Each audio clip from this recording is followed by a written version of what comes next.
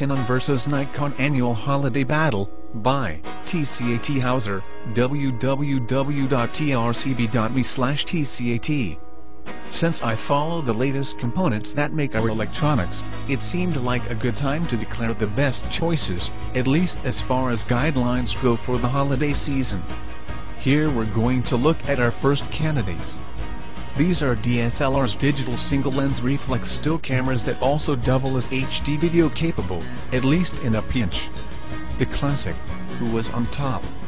battle between Nikon and Canon continues. And TCAT will firmly admit, yes, he believes in both Canon and Nikon, in the current digital world, are having a great battle. And of course I have to give a nod to Raleigh and other in the special interest segments. And the high-end battle is now in the less than $5 with the battle of the Canon EOS 5D versus the Nikon D90. Yes, this pricer stuff, and professional grade, has gone under $5,000. Nikon do HD video at 1280x720 versus Canon is 1920x1080. Score 1 Canon. Your article could be in this broadcast. Visit trcb.com to find out how. Nikon 24 frames a second. Canon 30 frames a second. Another point for Canon. Apparently, the Canon is being slipstreamed. Be careful to make sure you are getting a Mark II edition of the EOS D5. For openers, the maximum megapixel count moves from 12.8 million to 21 million pixels. Reports claim that due to Digex version 4, the Mark II version can capture 3.9 frames at 1920x1080 resolution. Unclear yet as to the type of audio inputs available. Mini 1/4 XLR. In a separate article we'll look at audio options for your video, with a focus on wireless options, including Bluetooth, and plain old FM.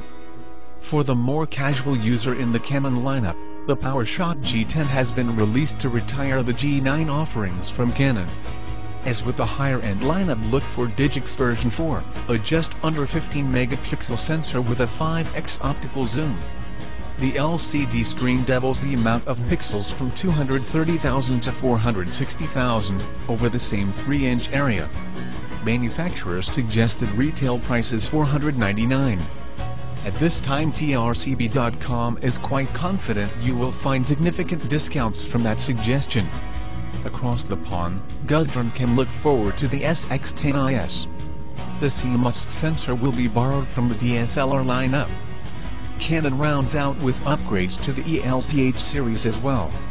And I don't have the background on the digital point and shoot to make so fair apples to apples as possible to a digital point and shoot and how it is different from a Minox or Motorola rangefinder camera. So I'll leave the ELPH stuff to someone else. Don't feel bad if a new digital camera video or still ISN in this Christmas plans. I just saw an announcement where IS image stabilization is going to move to the hardware level and specifically the pickup chip itself. And that will not be for this Christmas.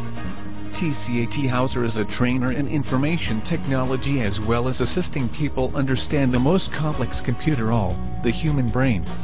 This necessitates his being a professional road warrior. As a certified technical trainer and subject matter expert SME at trcb.com, it can be difficult to figure out what TCAT is currently researching. Help me please. I am number 2 on Twitter in Mexico.